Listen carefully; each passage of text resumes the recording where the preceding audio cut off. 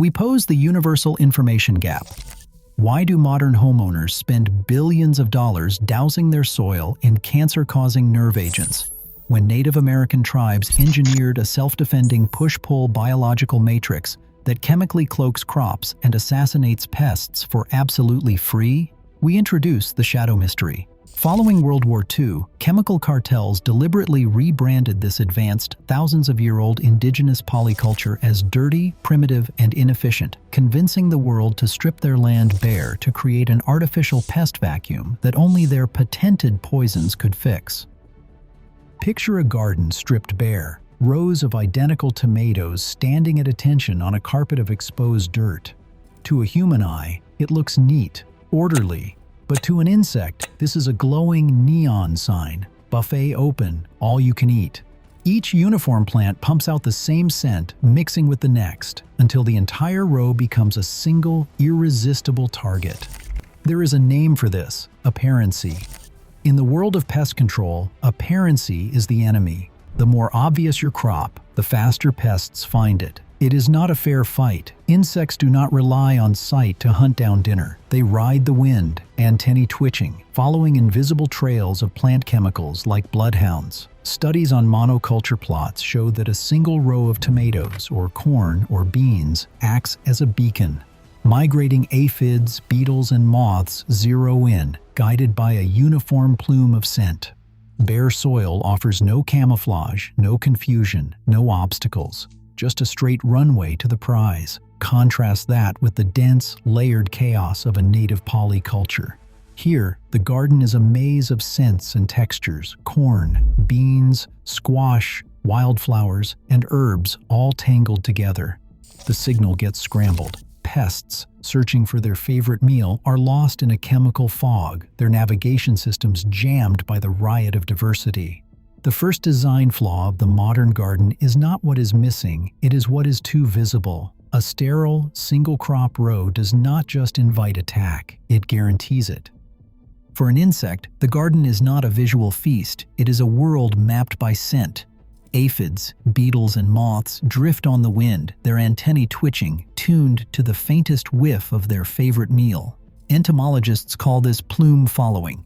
A single molecule of tomato or bean drifting through the air can set off a chain reaction, guiding a pest upwind, long before it ever lays eyes on a leaf. In this chemical battlefield, the antenna is king, detecting host scents at distances where human noses sense nothing at all. But what happens when the air is thick with dozens of competing signals? In a polyculture, the garden becomes a maze of volatile organic compounds, herbs, wildflowers, beans, and squash, all releasing their own unique chemical signatures. The result is an olfactory cloak, a kind of molecular camouflage that scrambles the enemy's radar. Instead of a single clear target, pests are bombarded with noise. Their navigation systems falter. Studies show that when scent diversity rises, pest success plummets. Host location rates drop by 50 to 90% compared to bare uniform plots.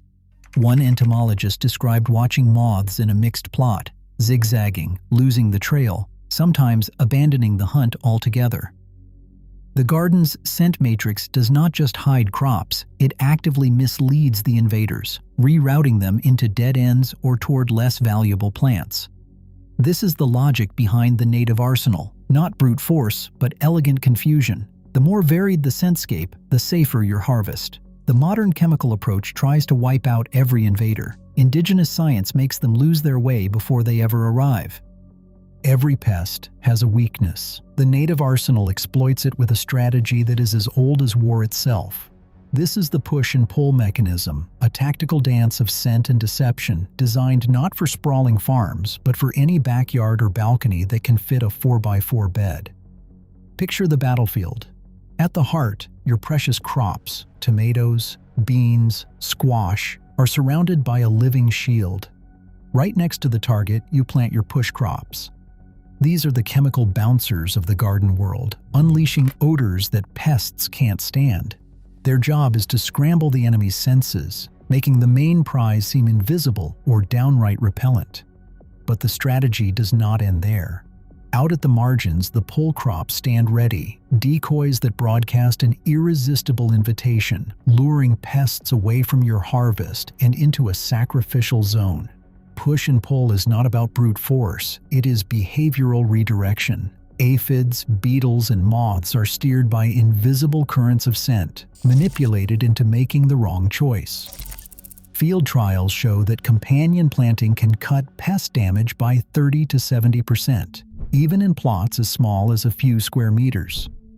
The system scales down perfectly for home gardeners. A ring of repellent plants close in, a perimeter of trap crops at the edge, and the main harvest safe in the crossfire. Elders describe tending these living fortresses by hand, reading the garden like a chessboard, anticipating each move, knowing which plant will turn the tide. The push and pull mechanism is not just theory, it is a battle plan anyone can follow, and it is about to change the way you see every so-called weed and wildflower on your lot.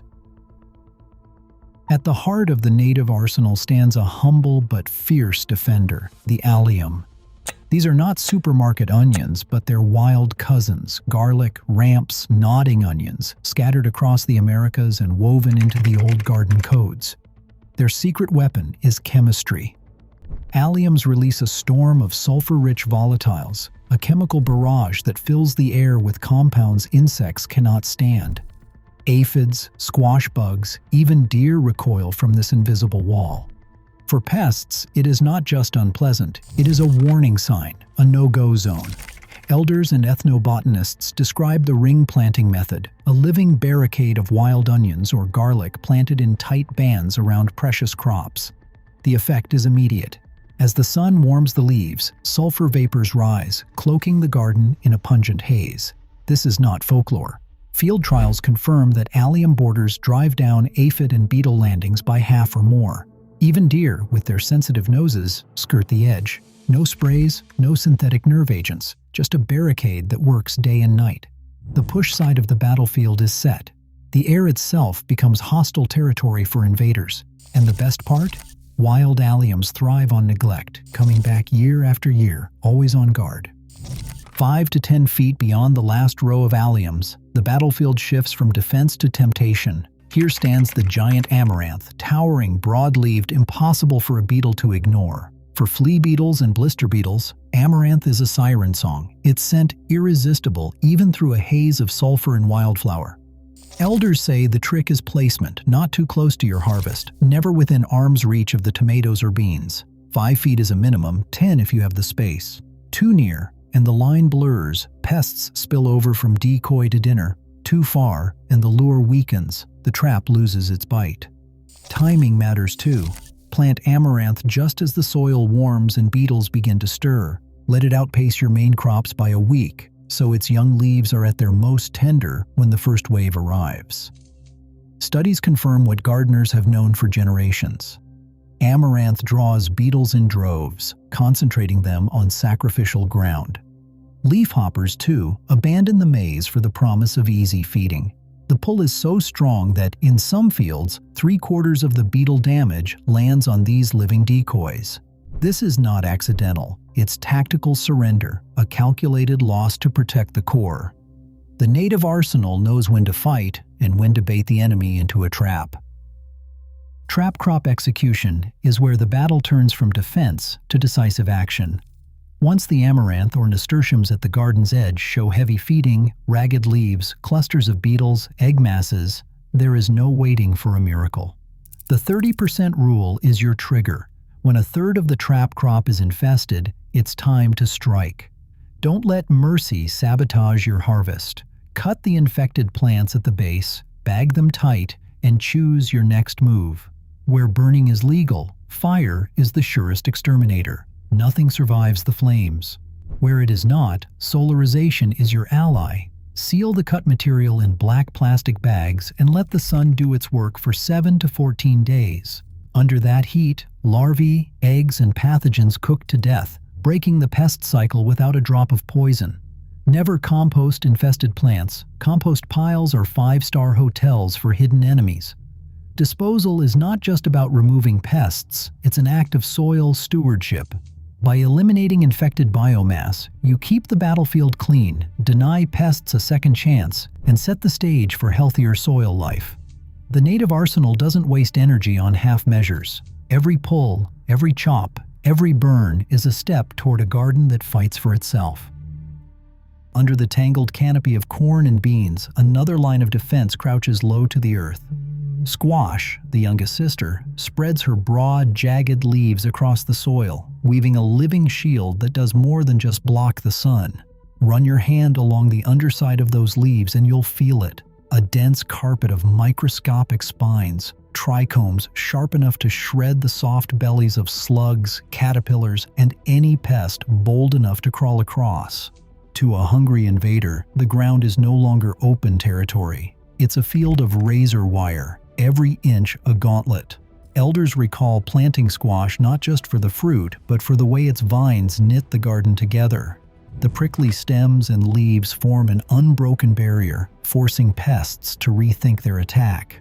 Slugs lose their slime, caterpillars snag and bleed out, even raccoons hesitate before risking a paw.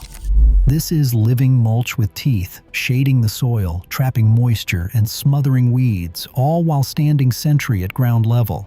The Three Sisters system isn't just about sharing space. It's about stacking defenses. Corn towers above, beans climb and fix nitrogen, but it's the squash that seals the surface, turning bare earth from an open invitation into a fortress. In this arsenal, every leaf is a blade, every vine is a tripwire. The garden fights back inch by inch. When the first bite lands, a caterpillar chewing into a corn leaf, an aphid piercing a bean stem, the native arsenal does not wait for rescue. The plants themselves launch a chemical SOS. Invisible to the human eye, but unmistakable to the right antenna, a surge of volatile organic compounds erupts from the wounded tissue. These are not the ordinary background scents of a healthy garden. They are a cocktail of distress, a molecular flare that rides the breeze and carries a single message: attack underway, reinforcements needed.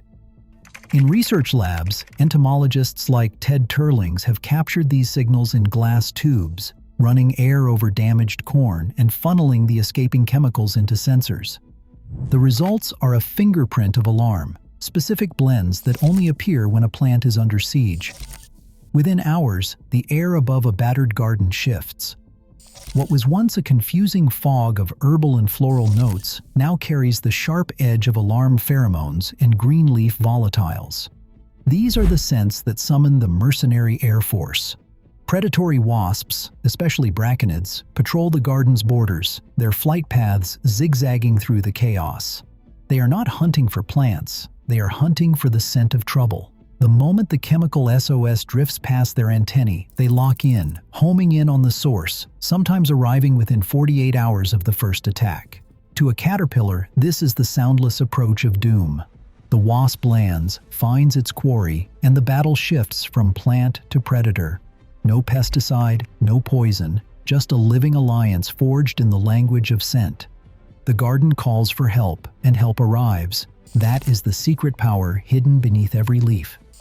The Mercenary Air Force arrives on a whisper of alarm. Braconid wasps, sleek and single-minded, slice through the garden's confusion, antennae quivering in the wind. They do not hunt for leaves or flowers. They hunt for distress, those invisible SOS signals, and the herbivore-induced plant volatiles that rise from a wounded bean or corn stalk like a flare. Entomologists have mapped this pursuit with precision. Wasps orient upwind, tracking the faintest hint of herbivore-induced plant volatiles through a chemical maze. They zigzag, surge, stall, then surge again, recalibrating at every whiff. Their navigation is so fine-tuned that a single molecule drifting on a summer breeze can shift their course. This is not random patrol. It is guided missile warfare, honed over millions of years. A Haudenosaunee elder describes watching the wasps descend, drawn in from the wild edges by the garden's call for help. Once a wasp locks onto the scent, the search narrows. She lands, antennae brushing over leaves, feeling for the telltale vibrations of a hidden caterpillar. The moment she finds her quarry, the real work begins. With surgical accuracy, the braconid stabs her ovipositor into the soft body of the pest, injecting eggs deep inside. The caterpillar stiffens, feeding stops instantly. Inside, the wasp larvae hatch and begin consuming their host from within, eating only what they need to keep it alive until the last possible moment. In days, white cocoons stud the caterpillar's back, a warning to every pest that the native arsenal enforces its own laws. No toxin, no spray, just a living contract between plant and predator, written in the language of scent and precision hunting. Inside every caterpillar that dares to chew a bean leaf, a silent assassin waits. The braconid wasp is no garden variety guest. It is the scalpel in the native arsenal, the surgeon of the Mercenary Air Force. When she finds her mark, there is no chase, no struggle. The wasp drives her ovipositor deep, paralyzing the host in seconds. Feeding halts almost instantly. The caterpillar, still alive, becomes an incubator. Inside, wasp larvae hatch and begin their work with surgical precision, consuming only the non-vital tissues first, muscle, fat, and gut, and leaving the nervous system untouched so the host survives just long enough to serve as a living pantry.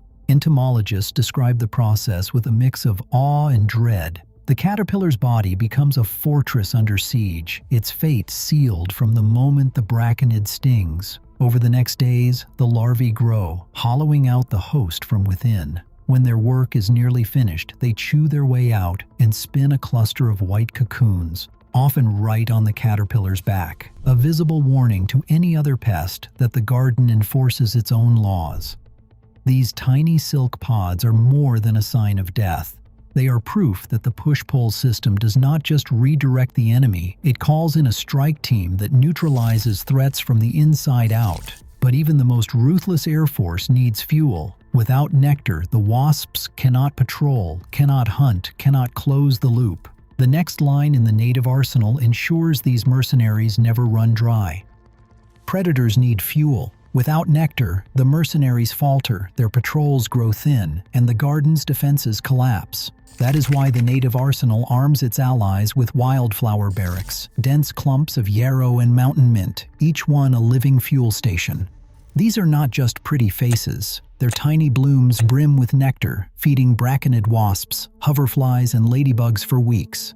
A single patch, no bigger than a dinner plate, can triple the number of patrolling predators in just a month. Plant them in clusters, 12 to 18 inches apart, and the air hums with activity. This is the backbone of aerial defense. Keep the mercenaries fed, and the enemy never gets a break. But the war does not stop at the surface. Underground, a different battle rages, one that most gardeners never see. Root knot nematodes, invisible to the naked eye, burrow through soil, crippling roots and draining life from crops. Chemical companies offer nerve agents for this too, but the native arsenal has a subtler weapon: marigolds. Tagate's roots leak alpha-terthianol, a natural neurotoxin that paralyzes nematodes on contact. Trials show marigold borders can slash nematode populations by 60 to 90% in a single season. No sprays, no runoff, just a living shield woven into the soil itself. Not every defender is safe for all hands. Along the field's edge, some elders plant datura, commonly called jimsonweed. Its flowers lure night-flying moths, but its leaves are laced with tropane alkaloids, deadly to any caterpillar that dares a bite. Datura is a last resort, a toxic tripwire. Its power comes with a warning. Every part of the plant is poisonous to humans and pets. Handle with care or leave it to the wild margins. In the native arsenal, every layer counts. Above, below, and along the edge, the fortress holds. In the aftermath of World War II, the chemistry of war did not vanish. It simply changed uniforms.